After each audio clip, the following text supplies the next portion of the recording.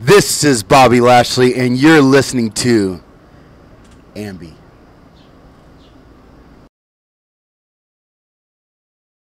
Hey everyone, it's Alicia from AMBY, and I am beyond excited to be sitting here with Bobby Lashley today. Hello. Hello. How are you? Fantastic. I love that intro right there. It's a great start. We are here at Smash Wrestling in Toronto. It's their biggest event of the year so far, and you're soon going to step into the ring with Speedball Mike Bailey. How are you feeling about what's to come? Well, I just got off a plane, so I'm a little fatigued, but I'm gonna kick out here in a minute and then and ramp it up and do what I do. This is your first show in Canada also in the last 10 years, so it feels good to be back. Wow, it's been 10 years? 10 years, over 10 years. Dang. Man, that makes me feel old. It makes me feel bad at the same time. Hey, well, all the matches are here now. We're excited about it. Okay. Well, something I wanted to ask you, especially with how many cards you have under your belt, do you still get nerves walking down that ramp? No, you know what? At the beginning when I first started wrestling, I was nervous. You know, and they always tell you nerves are a part of the game. But since then, someone told me something, and that kind of completely changed my game. And they just told me, you know what?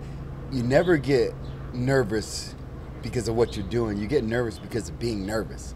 So once you get out there, you have to perform. So it's going to happen. It's inevitable. When you're walking out there, you have to go and do your match. You have to go perform. For me, I have to go and fight. Mm-hmm. So I can't sit back there and use that negative energy to kind of bring me down. I use it to kind of bring me up. So I actually, when I come out, as soon as I walk out of crowds, most people don't see me. But now that I'm telling you, they're going to look at it a little bit more. But I actually breathe in the energy.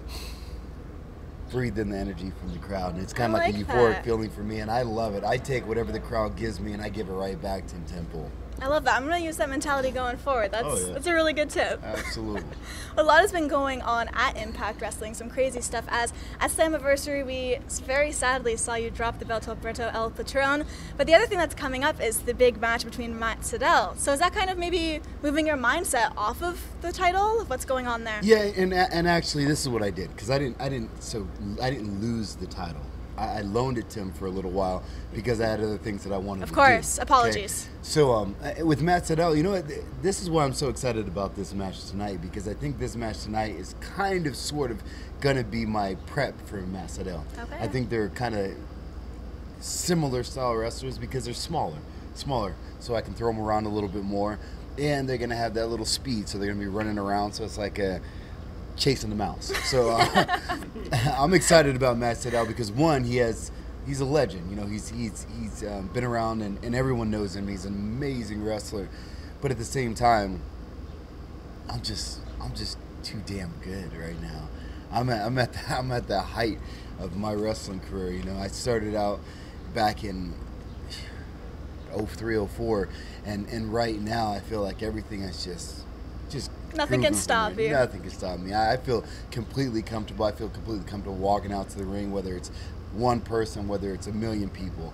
So I just breathe it in and love it. And right now, I'm just unstoppable right now. So what I'm doing is I'm looking forward to having good matches with people, but not losing anyone.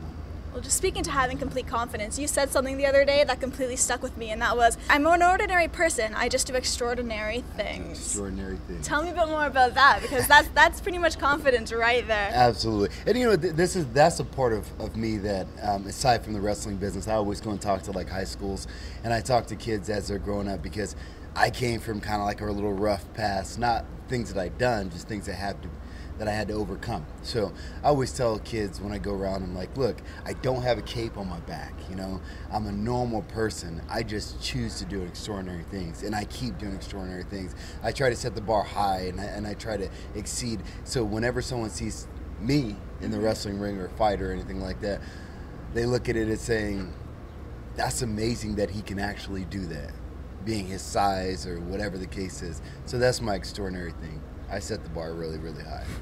Something I love seeing as well is a lot of photographs you post having to do with you training, and you have your kids train with you, which is amazing. And you're putting them to work. They're also getting the training in themselves. My kids are my motivation. My kids are awesome.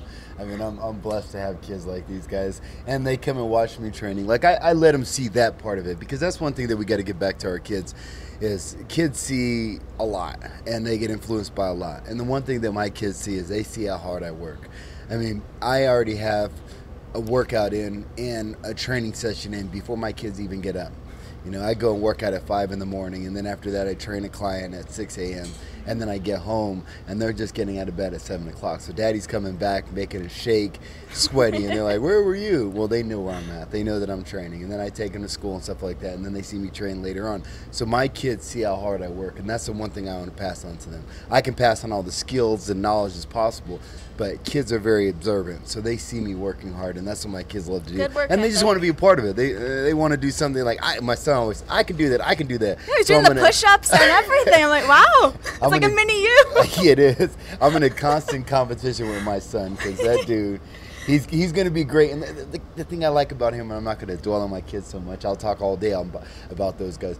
But the thing I like about my son is that he's so optimistic. It doesn't matter what we're doing. I can say, Miles, let's go out and go swimming. He's like, all right, let's go. And he's, let's go play rugby. All right, let's go. He doesn't know what it is. He just wants to go and do anything. So he keeps me motivated. And those two, my kids are my motivation. They seem like they genuinely enjoy it, so I hope we see more videos and photos like that for sure. Absolutely, there will be. A big thing that I noticed is going around lately. It's a big question, and it's, can Bobby Lashley continue to do two things and excel at both MMA and wrestling? A lot of people are saying yes. There are a lot of other wrestlers who are doing it, going after many passions. Some people say maybe stick to one thing. So after hearing these, what are your thoughts on that? Well, I mean, that's something that I'm getting really pulled apart right now because, of course, I'm a part of American Top Team, the #1 mixed martial arts organization around. Anyway, I'm part of American Top Team, and right now, it's kind of, there's some big fights. I mean, I've been with Bellator, and Bellator, I'm 5-0 with Bellator, and the clock's ticking for me as far as my combat years. So they're really trying to push me and saying, hey, do you want to go for this title? And at the same time, I'm getting pulled on the wrestling side because there's so many changes going on with Impact that they're looking for a little bit more commitment out of me over here. So I'm kind of like getting pulled back and forth.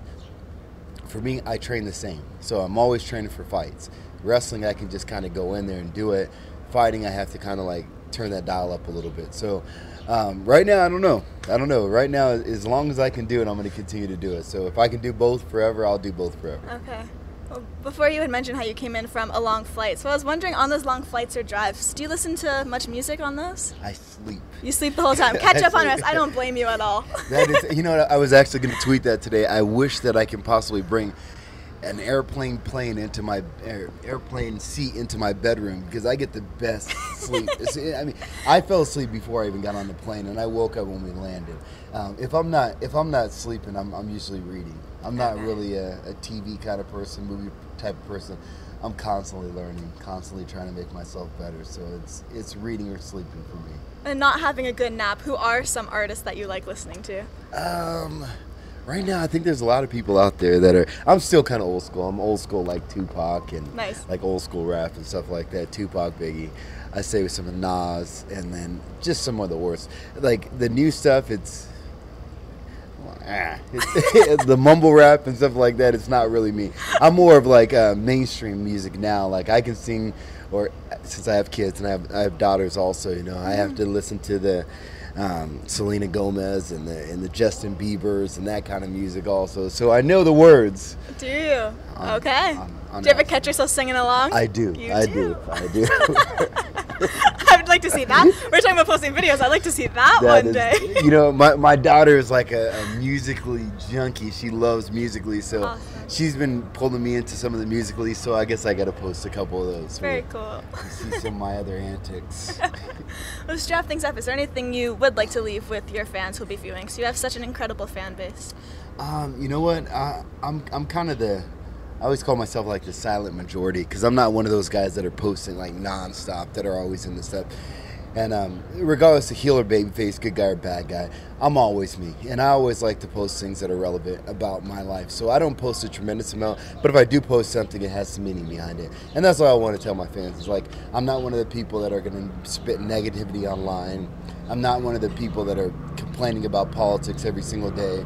I'm the kind of person that, like, I'm very simple. I'm a ordinary person. I just do extraordinary things. I like to train, I like to work out, and I like to just travel. Like, this is amazing to have an opportunity to be here in Toronto since I haven't been in so long, as you say.